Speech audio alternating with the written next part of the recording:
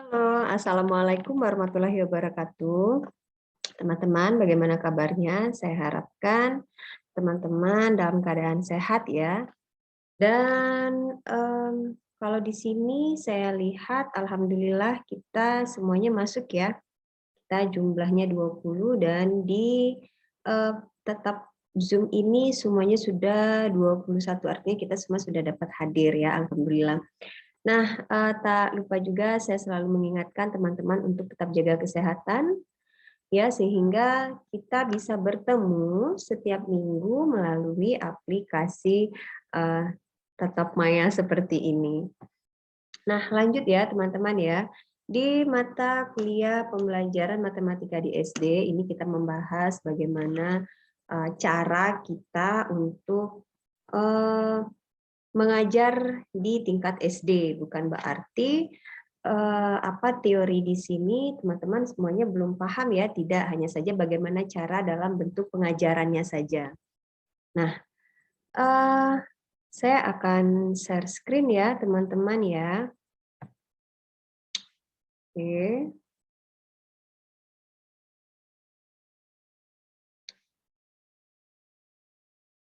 Oke, itu sudah ini ya, udah kelihatan ya. Share screen saya. Jadi teman-teman, Bapak dan Ibu, ya ini adalah pembelajaran matematika SD PDGK 4406 dan saya sebagai tutornya di sini. Apa sih itu pembelajaran matematika di SD?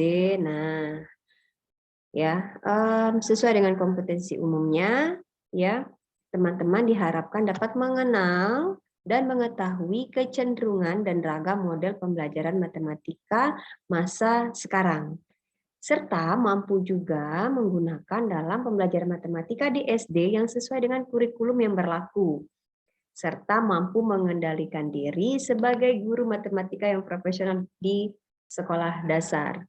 Ya, seperti yang Ibu Rina sampaikan kemarin, minggu lalu ya Ibu ya, kalau menjadi guru SD itu sangat sangat sabarnya luar biasa. Ya, saya sangat memaklumi itu ya, cerita yang Ibu Rina sampaikan, dan saya harapkan juga ini tidak menyurutkan teman-teman yang untuk menjadi guru yang profesional di tempat kerjanya masing-masing. Nah, lanjut ya pada modul ini ya, pembelajaran matematika berdasarkan KBK. Nah, untuk KB1 itu adalah landasan pembelajaran matematika berdasarkan KBK. Guru matematika yang profesional dan kompeten mempunyai wawasan landasan yang dapat dipakai dalam perencanaan dan pelaksanaan pembelajaran matematika. Nah, wawasan itu berupa dasar-dasar teori belajar yang dapat diterapkan untuk pengembangan atau perbaikan pembelajaran matematika di tempat teman-teman bekerja, ya. Jadi semacam inovasi lah atau pengembangan ketika kita belajar matematika. Contohnya kalau selama ini kita hanya menggunakan metode ceramah ya, mungkin ketika aduh nggak cocok nih dengan pokok bahasan ini. Nah, jadi teman-teman bisa mencari atau menggunakan metode pembelajaran matematika yang cocok sehingga anak-anak itu lebih fokus ke kitanya gitu dalam proses pembelajaran. Nah, teori-teori belajar dalam pembelajaran matematika SD itu yang pertama adalah teori Tordik. Apa itu teori Tordik? Jadi teori Tordik itu adalah teori penyerapan, yaitu teori memandang peserta didik sebagai kertas putih. Ya, penerima pengetahuan yang siap menerima pengetahuan, tapi dia secara pasif. Nah, jadi teori Tordik ini dikenal dengan istilah teori koneksionis yang merupakan hubungan antara stimulus dan respon. Jadi teman-teman, kira-kira ini siapa nih ya? Sadar nih, aduh aku kayaknya pakai teori Tordik deh ini mengajar gitu kan, karena siswaku pada pasif semua dan saya yang aktif itu adalah gurunya. Jadi mungkin bisa dibilang mendekati metode ceramah kali ya, karena gurunya yang berperan aktif sementara siswanya yang mendengar, lalu menyerap. Nah, ya itu yang disebut dengan teori Tordi. Lanjut, yang kedua itu adalah teori Ausubel. Nah, apa itu teori Ausubel? Yaitu teori yang belajar bermakna, ya. Nah, artinya pembelajaran harus dikaitkan dengan konsep-konsep yang sudah dimiliki oleh siswa, sehingga konsep-konsep baru tersebut benar-benar diserap oleh siswa. Ausubel itu membedakan antara belajar menemukan dengan belajar menerima, ya. Nah, pada belajar menemukan, konsep itu dicari dan ditemukan oleh siswa itu sendiri. Sedangkan pada belajar, siswa hanya menerima konsep atau materi dari guru. Dengan demikian, siswa itu tinggal menghafal. Jadi, teman-teman, Bapak Ibu sekalian, teori Ausubel ini ada dua makna, yaitu dia menerima dari guru, dan yang kedua itu adalah siswa itu menemukan. Nah, sama nantinya ketika dia menerima dari guru, diharapkan dia ini dapat menghafal dan tahu maknanya ini apa. Sementara kalau menemukan, dia nantinya akan paham sendiri, lalu dia akan menghafal dan dia akan menerapkan itu.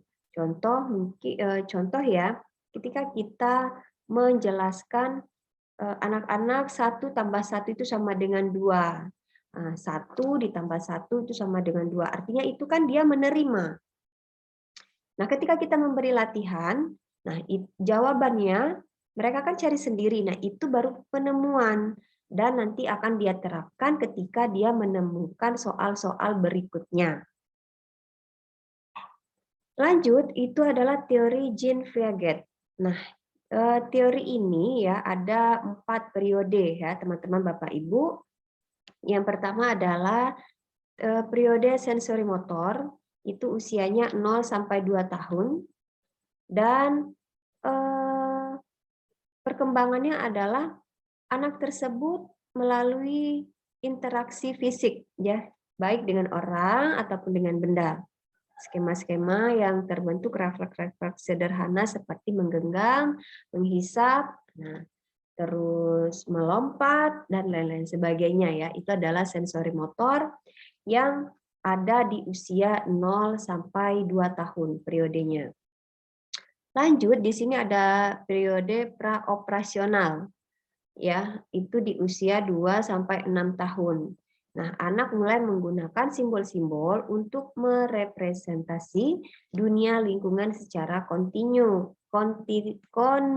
Nah, simbol-simbol itu seperti kata-kata bilangan yang dapat menggantikan objek, peristiwa, dan kegiatan atau tingkah laku yang nampak. Artinya dia sudah mulai memberi kode ya, bahasa kita ya. Mau itu dia sudah nunjuk, susu berarti dia mau susu. Nah, seperti itu ya. Atau main berarti dia mau main. Dia sudah memahami simbol-simbol ya untuk mengganti kata-kata yang ia inginkan. Lanjut, di sini ada operasi konkret, itu berkisar usia 6 sampai 11 tahun. Nah, perkembangannya adalah anak sudah dapat membentuk operasi-operasi mental atas pengetahuan yang mereka miliki. Mereka dapat menambah, mengurangi, dan mengubah. Operasi ini memungkinkan untuk dapat memecahkan masalah secara logis, betul ya. Karena di tingkat ini anak-anak sudah mulai belajar dan sudah masuk di tingkat sekolah dasar. Serta yang terakhir adalah operasi formal, itu usianya 11 tahun sampai dewasa. Nah, periode ini merupakan operasi mental tingkat tinggi. Di sini anak sudah dikategorikan remaja, sudah dapat berhubungan dengan peristiwa-peristiwa hipotesis ataupun abstrak. Tidak hanya dengan objek-objek konkret, remaja itu sendiri juga sudah dapat berpikir secara abstrak dan memecahkan masalah melalui pengujian semua alternatif yang ada. Artinya dia sudah dapat mengasumsi, oh nanti kalau seperti ini jadinya nanti seperti itu. Nah, dia sudah berpikir baik itu secara hipotesis ataupun yang secara abstrak. Yang keempat itu adalah teori Vygotsky. Jadi menurut Vygotsky, itu budaya dan komunikasi dalam belajar itu sangat penting, Dan dia juga menyatakan bahwa pikiran dan inteligensi kita bukanlah milik kita sendiri, melainkan produk dan budaya dan sejarah. Serta mempelajari perkembangan bahasa dan pikiran dan pengetahuan itu sendiri adalah internalisasi dari aktivitas sosial. Dan pendekatan konstruktivisme itu perkembangan kognitif seseorang yang di samping ditentukan oleh individu sendiri secara aktif, juga oleh lingkungan sosial yang aktif pula.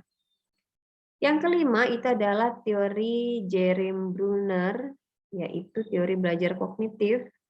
Jerome Bruner itu perkembangan kognitifnya ada 3 tahap. Yang pertama adalah enaktif, ikonik, serta simbolis. Enaktif itu adalah melalui tindakan atau respon motorik, mengetahui aspek kenyataan tanpa berpikir, ya, respon aja dia. Yang kedua adalah ikonik, itu berdasarkan pikiran internal dan sekupan gambar-gambaran yang mewakili konsep. Jadi dia sudah melihat dulu dan nanti siswa itu dapat menyimpulkan sendiri. Lalu ada simbolis. Nah, di simbolis ini didasarkan pada sistem berpikir abstrak lalu menggunakan kata-kata atau bahasa. Jadi dia sudah dia lihat, lalu dia dapat menguraikan apa yang dia lihat, ya. Jadi itu kalau menurut teori Jerome Bruner, ada 3 tahapannya. Dan yang kelima itu adalah langkah-langkah pendekatan pemecahan masalah atau disebut Gorspolia. Ya, secara garis besar, langkah-langkah pendekatan pemecahan masalah mengacu pada model 4 tahap pemecahan masalah yang diusulkan oleh George Gorspolia pada subunit kedua sebagai berikut. Yang pertama ada pemecahan masalah, yang kedua adalah membuat rencana dan menyelesaikan masalah, dan yang ketiga adalah melaksanakan rencana yang dibuat pada langkah kedua, dan yang keempat adalah memeriksa jawaban ulang yang diperoleh. Saya minta maaf ya teman-teman ya kalau seandainya bahasa Inggris saya tidak begitu lancar. Lanjut, kita ada teori ketujuh yaitu teori Van Hill atau hierarkis belajar geometris. Nah, tahapan ini ya tahapan pemahaman geometri ini menurut Van Hill yang terdiri dari 5 tahapan.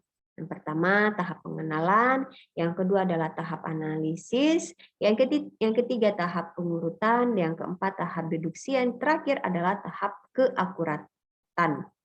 Kelima tahapan ini yaitu disebut dengan konsep-konsep geometri dalam matematika yang didasarkan pada karakteristik visual atau penampakan bentuknya. Kemampuan berpikir siswa masih berdasarkan pada kesamaan bentuk secara visual. Sebagai contoh, siswa dapat mengenal suatu bangun persegi karena bentuknya seperti papan tulis. Nah, atau siswa dapat tahu nih ini kubus karena ada bentuk kardus, ataupun tempat minum itu seperti tabung dan lain-lain sebagainya. Nah, teman-teman, di sini ada juga RME, Realistic Mathematics Education. Nah, yang konsep RME ini yang pertama adalah konsep dasar pendekatan matematika realistik. Apa itu matematika realistik? Jadi, matematika realistik itu adalah suatu teori dalam pendidikan matematika yang berdasarkan pada ide bahwa matematika adalah aktivitas manusia dan manusia itu harus dihubungkan secara nyata terhadap konteks kehidupan sehari-hari, ya, atau di kehidupan nyata. Mungkin teman-teman, Bapak Ibu yang sudah mengajar, ketika teman-teman memberikan contoh penjumlahan atau pengurangan, mungkin juga bisa melibatkan dalam kegiatan mereka sehari-hari.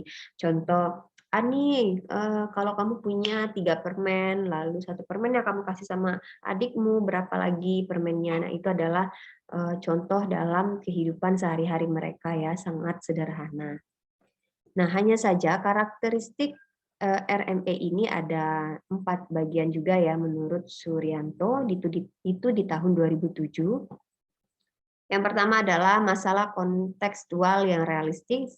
Yang kedua adalah siswa menemukan kembali ide, konsep, ataupun prinsip ataupun model matematika melalui pemecahan masalah. Yang kedua, siswa diarahkan untuk mendiskusikan penyelesaian terhadap masalah yang mereka temukan. Dan yang terakhir adalah siswa merefleksikan ya apa yang telah dikerjakan dan apa yang telah mereka hasilkan.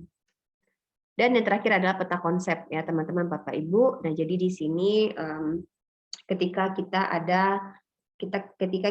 akan mempelajari, akan mengajarkan suatu pokok pembahasan, metode peta konsep ini bisa digunakan. Hanya saja kalau menurut saya pribadi sepertinya ya, peta konsep ini kalau kita gunakan untuk kelas bawah kayaknya masih kurang pas ya, kurang cocok. Tapi kalau untuk pegangan gurunya sendiri sih nggak jadi masalah ya. Cuman kalau untuk untuk ke siswanya kayaknya kurang pas ya, kayak gitu. Nah, ini adalah KB2, yaitu pelaksanaan pembelajaran matematika yang konstruktivisme. Pada proses pendidikan, itu adalah siswa baru masuk, lalu ada proses pendidikan di sana, ada proses pembelajaran di sana, lalu 6 tahun mereka sekolah di sekolah dasar, baru mereka lulus. Itu sistem ya, bagian sistem pendidikan. Yang B itu adalah pembelajaran matematika. Jadi pembelajaran matematika itu sendiri adalah proses pemberian pengalaman belajar kepada peserta didik melalui serangkaian kegiatan-kegiatan yang terencana sehingga peserta didik memperoleh kompetensi tentang bahan matematika yang dipelajari. Artinya dia sudah step by step ya, sudah paham. Kalau anak-anak SD itu mungkin sudah pertama dia nggak ngerti penjumlahan, dari awal ya, angka, lalu penjumlahan, pengurangan, perkalian, dan pembagian. Nah, itu kan dasar sekali ya, dan itu ada di, kalau sekarang kayaknya sudah ini ya, Bu Rita ya. Kalau nggak salah saya penjumlahan, pengurangan, perkalian, dan pembagian itu malah sudah ada di ini ya, Bu Rita ya, udah di kelas bawah ya. Iya. Jadi kalau dulu tuh seingat saya kelas 4, 5, 6 kayak gitu. Nah, kalau sekarang udah di kelas bawah. Oke, ada yang mau ditanyakan nggak ya teman-teman ya? Tidak. Jadi ini merupakan pertemuan kita ya pada pembahasan KB pertama, dan saya harapkan nanti di minggu depan itu kita dapat berdiskusi feedbacknya dari pertemuan yang sekarang ini ya teman-teman ya.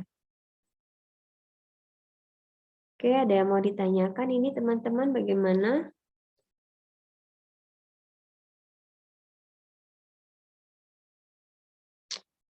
Tidak.